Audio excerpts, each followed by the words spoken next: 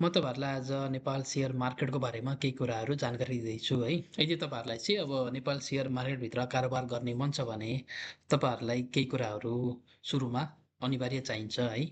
Bank account भयो, demat खाता, मेरो सेयरमा हजुरहरूले युजर आइडी र पासवर्ड पाउनुहुन्छ, जहाँबाट चाहिँ तपाईँहरूले आइपिओ भर्न सक्नुहुन्छ है। तर आइपिओ भर्नको लागि पनि हामीलाई सिआरएन नम्बर चाहिन्छ, ब्याङ्कको सिआरएन नम्बर हामीलाई अनिवार्य रूपमा चाहिन्छ। यदि यो भएन भने चाहिँ हामीहरूले आइपिओ भर्न पाउँदैन है। अब ब्याङ्क एकाउन्ट खोल्नको लागि त अब हजुरहरूलाई अब चाहिने भनेको नेपाल अब नेपालमा भइरहनु भएकोहरूलाई चाहिँ चाहिने भनेको नेसनल आइडी भयो, नागरिकता भयो है। त्यसपछि अब बिजुलीको बत्तीको बिल पनि मागिन्छ ब्याङ्कहरूमा। अनि यदि अब तपाईँहरू त्यही विषयमा चाहिँ अब यदि फरेनमा हुनुहुन्छ भने चाहिँ हजुरहरूलाई अनिवार्य यी कुराहरू अति आवश्यक हुन्छ है त। सुरुमा पासपोर्ट भयो, भिसा कपी भयो, श्रमको कपी भयो, पान नम्बर भयो, नेसनल आइडी भयो र प्रुफ अफ इन्कम भनिन्छ है। अनि त्यो सँगसँगै हजुरहरूलाई फोटो पनि अनिवार्य रूपमा चाहिन्छ र अब मोबाइल नम्बर त हजुरहरूले दुइटै हाल्न मिल्छ। यता विदेशमा भएको पनि हाल्न मिल्छ र नेपालमा भएको पनि हाल्न मिल्छ। अब आइपिओमा चाहिँ कस्तो हुन्छ भने अब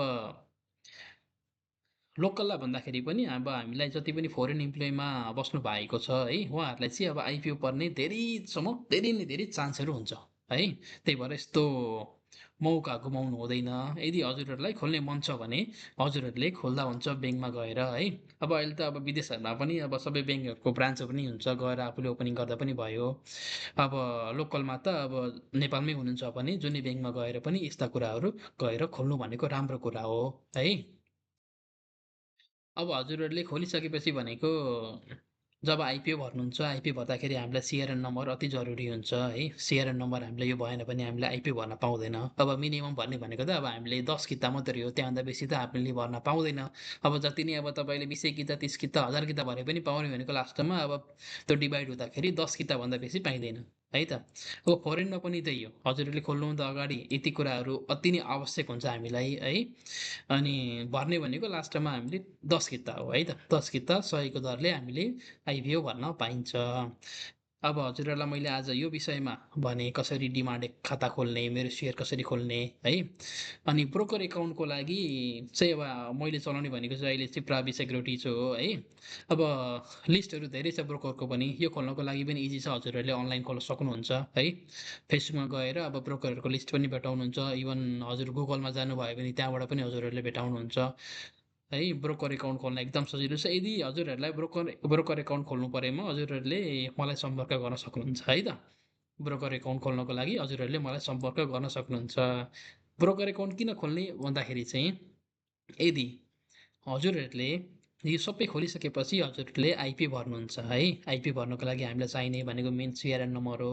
जब हजुरको आइपिओ चाहिँ एलोटेड भएर आउँछ र त्यो जब मार्केटमा कारोबार हुनको लागि रेडी हुन्छ है, त्यो रेडी भइसकेपछि अब त्यो बेच्नको लागि चाहिँ हजुरलाई ब्रोकर अति इम्पोर्टेन्ट हुन्छ है। ब्रोकर नभइकन हामीले आइपिओ बेच्न पाउँदैन।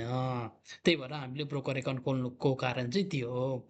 र ब्रोकर मार्फत हामीले सबै केवाइसी गरिसकेपछि हामीले आफ्नो युजर आइडी, पासपोर्ट पाइन्छ। त्यसपछि अब आफूलाई परेको आइपिओहरू चाहिँ जुन एलोटेड भएर आइसकेको हुन्छ, त्यो चाहिँ हामीले यहाँनिर गएर बेच्न सकिन्छ ब्रोकर एकाउन्टमा गएर। अब बेचेको म्याक्सिमम 3 to 4 डेजसम्म तपाईँको पैसा फेरि तपाईँको खातामा यही जुन ब्याङ्क खाता खोल्नु भएको छ त्यसमा पैसा डिपोजिट हुन्छ है त। र साथीहरू यदि हजुरहरूले खोल्नु भएको छैन भने छिटो खोल्नुहोस्। यस्तो मौकाहरू आफूले गुमाउनु हुँदैन। यो भनेको एउटा इजी बेजी मनी हो है। यो चाहिँ भनेको आइपिओको लागि मात्रै हो। अब अर्को सेकेन्डरी मार्केटको लागि चाहिँ म हजुरहरूलाई अर्को भिडियो बनाउँछु। सेकेन्डरी मार्केटमा कसरी छिर्ने, कसरी कारोबार गर्ने सेकेन्डरी मार्केटमा, कस्तो स्टकहरूलाई हामीले छान्ने, कुन हिसाबले गर्दाखेरि चाहिँ हामीले ट्रेडिङमा छिटो पैसा कमाउन सकिन्छ, कुनलाई चाहिँ हामीले लङ टर्म इन्भेस्टमेन्ट राख्न सकिन्छ, कुनलाई सर्ट टर्म, मिड टर्म राख्न सकिन्छ भन्ने कुराहरू चाहिँ म हजुरहरूलाई अर्को भिडियोमा सिकाउने छु कम्पनी वाइज है।